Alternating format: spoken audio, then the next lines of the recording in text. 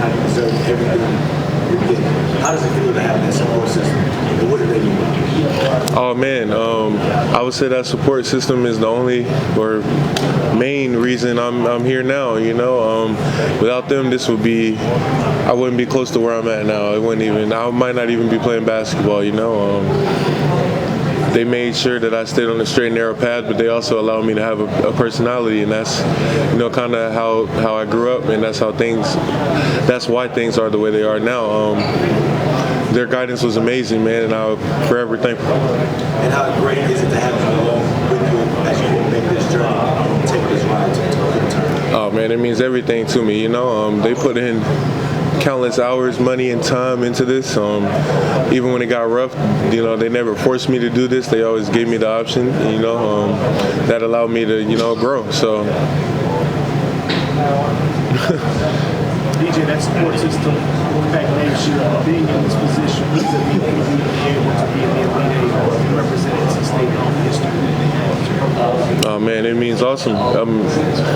It is awesome, you know, to be a part of this type of history. You know, it's something that many people can't say they've done, and to be able to say that we were the team who put in the blood, sweat, tears, and work to, you know, make this happen. It's everything to us. It's even more special with 5 wins in 5 days and everything that's been. You guys have been under the radar, so to say, but you guys are here and you're still playing. I definitely would say so. And the crazy part about that is I think the last time something like that was done was by NC State as well. So, man, it's just a blessing to be here and be a part of this history. Talk about the matchup with Flip and just, you know, playing a team that you've already played twice this year. What are some of the advantages of that? Honestly, you know, we played them a few times, so I think that we have a better chance of scouting them than a newer team. Guys like Flip and Jeremy Roach, you know, with the guys like, you know, Jared McCain, they could all explode for 30. So, you know, we're going to play a great team tomorrow. We're going to have to be on our best. DJ, it's a little crazy that you guys are 16 hours. I'm sorry, I can't hear you. It's a little crazy that you guys are 16 hours away from the triangle and you're playing here in Dallas. Oh yeah, for sure. Honestly, I thought that there would still be, you know, a few more ACC teams in at this point. So, man, if like Coach was just saying, it feels like we could have took this game right to Greensboro and played it down there, you know. So, man, it's an amazing feeling, and I think it's a great testament to, you know, the ACC as well. We'll talk about that because there are 3 teams from the ACC in the Elite Eight. So, what are the national guys not getting about this conference and how good it really is? Man, that this is one of, if not the highest level of competition in college basketball.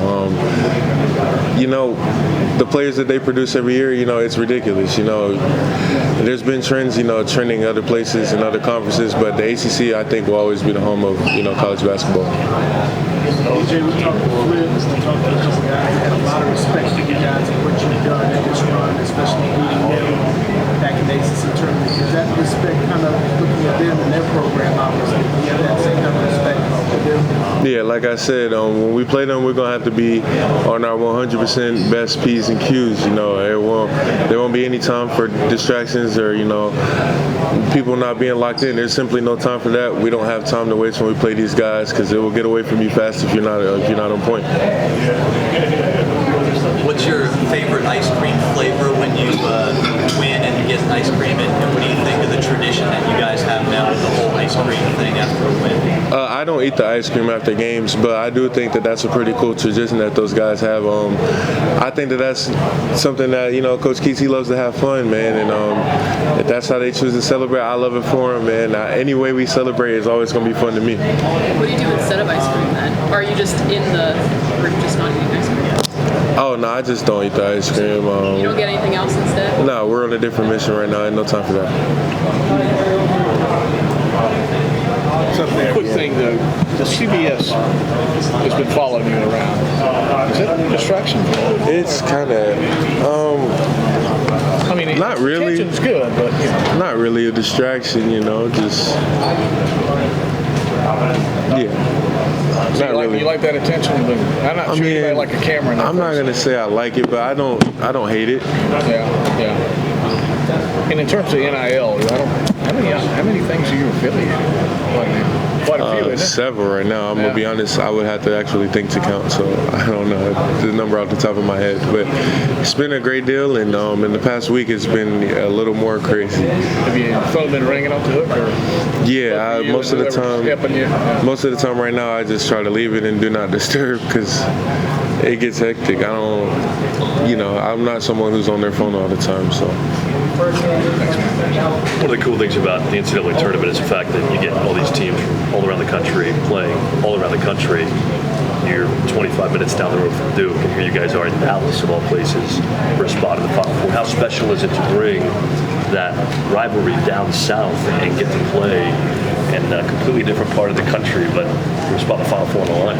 Oh man, I think it's awesome.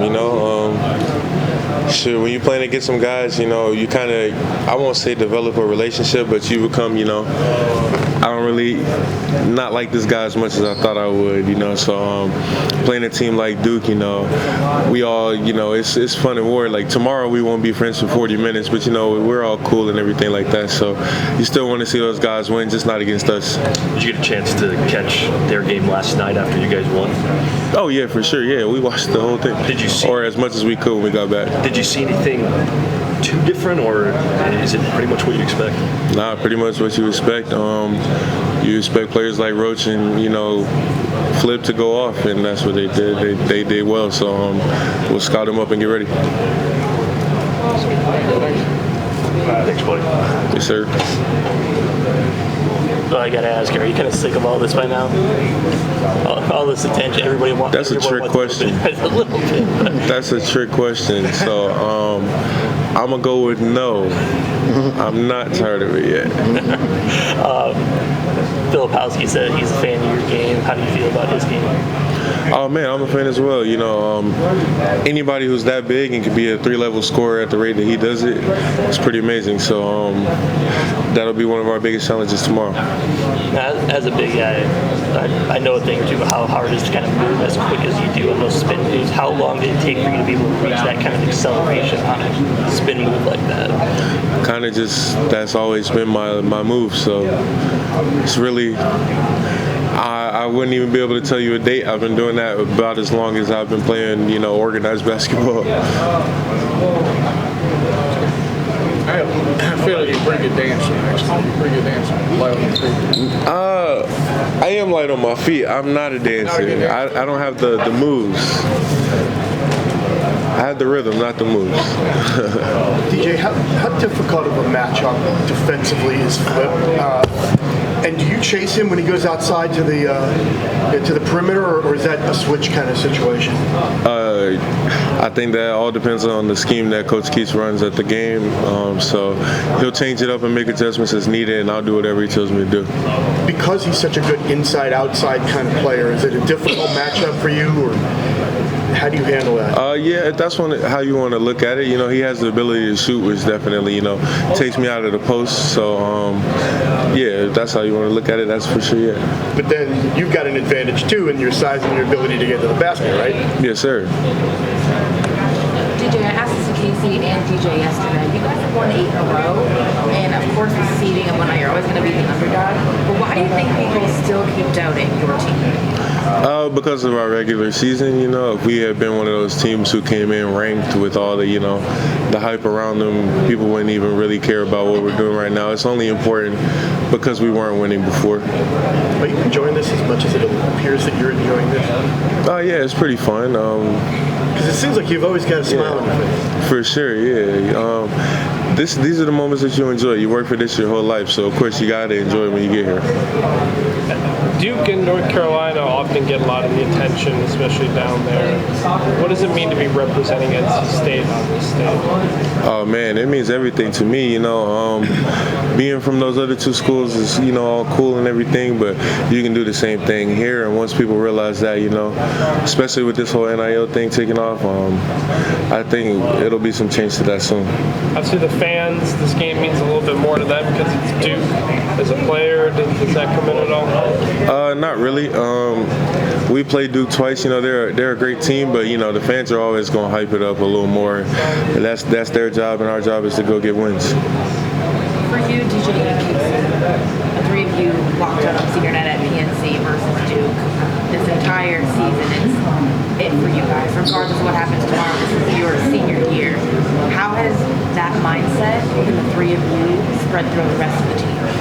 I'm gonna be honest. I think I may be one of the only people I know that has managed to not think about what's coming up next. Nah, it's all good. I just feel like personally, wherever you fall is where God's gonna place you. So I try to stay in the moment and not really think about it until it's time to. When you think about your journey through college basketball, what has this sport kind of taught you? It taught me a lot about how to deal with others, a lot of communication and leadership skills, and it taught me how to market myself and become a brand as well.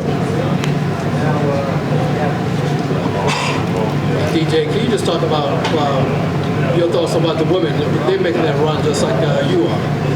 Yeah, that's awesome. The women's team, they're phenomenal. They did the things that we set out to do all year. They've done it all year instead of just in the postseason, and they're rolling right now. I definitely hope that they keep it rolling. DJ, what's it been like to see Michael O'Connell in the tournament versus Michael O'Connell in the regular season? Things that he's been able to, expand his game.